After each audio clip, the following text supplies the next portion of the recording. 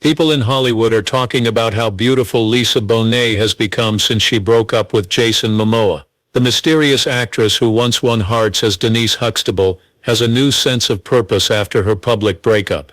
At 56 years old, Bonet is still a stunning example of beauty that doesn't change with age. She looks so young that many people want to know her secrets. Fans and people who work in the business are both completely captivated by her amazing journey. There was a time when Lisa Bonet was just a girl trying to figure out her place in the world. That's when she got the beautiful smile that made Jason Momoa fall in love with her. Lisa often felt like she didn't belong when she was growing up in a wealthy, mostly white Los Angeles neighborhood. She felt like she was stuck between two different worlds and couldn't fit in. Being an only child after her parents split up made her feel even more out of place. Lisa remembered how she used to beg her mom every day for a brother or sister. It was clear in her voice that she had been lonely as a child.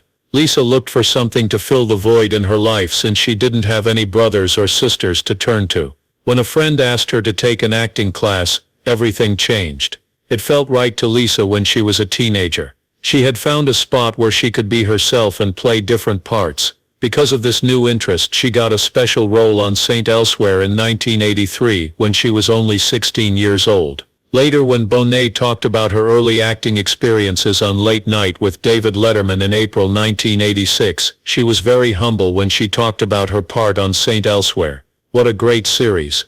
Fun. She had no idea that this casual start would put her in the public eye and keep following her for decades, shedding light on a change that no one, not even Lisa herself, could have seen coming. A rising star and a wild spirit, Lisa Bonet started The Cosby Show in 1984 as Denise Huxtable. She had no idea how famous her character would become, and neither did anyone else. From 1984 to 1991, when the show won a lot of awards and topped the TV ratings, Lisa became a well-known character in homes all over the United States. The New York Times wrote about the show's effects in the past. When it first came out in 1984, there weren't many good comedies on TV. People watched The Cosby Show because every week it made them laugh. From 1985 to 1989, the show had the most viewers of any TV show. Lisa became one of the most famous young actors of her time. Fans loved Denise Huxtable, but Lisa Bonet wanted something more. She felt restless in the back of her mind because fame had come too quickly. A lot of young stars would have been happy with the success of a hit show, but Lisa didn't want to be seen as the typical good girl on TV. As The Cosby Show went on, she began looking for new things to do.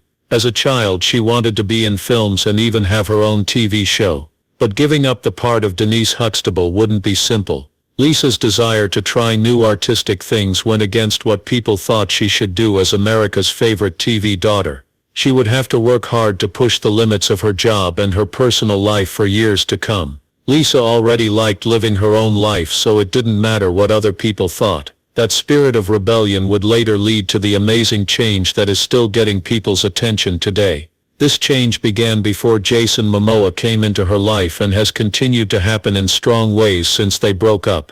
Lisa Bonet broke free from expectations when she turned 18 in 1986. She was officially an adult, but she was still playing the big sister on The Cosby Show. As she became more independent, she wanted to fly beyond the safety of network TV. Lisa had a part in Alan Parker's R-rated movie Angel Heart, which also starred Robert De Niro and Mickey Rourke. The film caused a lot of debate right away because it showed naked people in sexual situations. After the 1987 release, the rating had to be changed from X to R because the first cut was so racy. By taking out 10 seconds of video, fans who only knew her as the good Denise Huxtable were shocked by this change in her work. But for Lisa, these choices were more than just what to do. They were about being herself no matter what other people thought. She was aware that TV actresses were often limited to a certain look, and she wanted to show that she was more than just a sitcom star. She didn't care that she was being criticized for possibly hurting Denise Huxtable's image. She wasn't worried about keeping a character's good name. Her main goal was to grow and be free to be artistic. She thought of acting as an art form that needed her to try new things and be brave no matter what other people thought. She was determined to go her own way instead of doing what other people wanted, and this would shape her trip for years to come. She was so independent as a young actor that she pushed the limits of her career. Later she used that same independence to leave a high-profile marriage and start over. Lisa kept building up her work and her personal life at the same time. This gave her the inner strength she would need to start over after she broke up with Jason Momoa. She pushed herself to become the woman she is now with each step. A woman who changes in ways that go beyond her looks and affect something deeper and more important. It was one of the most important black sitcoms in TV history when love changed everything. A Different World was a famous spin-off of The Cosby Show. At first the show was mostly about Lisa Bonet's character Denise Huxtable, but after the first season Bonet quit the show because she was expecting the child of rock star Lenny Kravitz. After many years, Darrell Nebel, who played the lead in A Different World, talked about Bonet in an interview with Vanity Fair. He said she was never given enough credit for how well the show did. He also spoke out against rumors that she was hard to work with. A lot of people forget that Lisa was only 20 years old when she was in the news a lot. Bell said that anyone who says she wasn't polite is just plain wrong. Bonet's quick breakup with Kravitz had something to do with her leaving the show.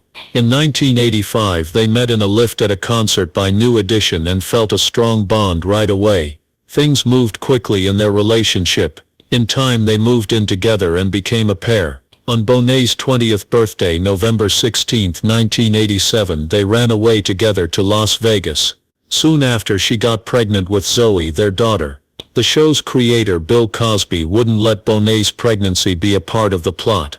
Cosby was asked to agree to Bonet's character having a baby on the show by Debbie Allen, who became the show's producer in season 2. She said that a story about a young successful woman dealing with pregnancy would be great. The idea was strongly rejected by Cosby, who said Denise Huxtable is not pregnant. Lisa Bonet is very excited.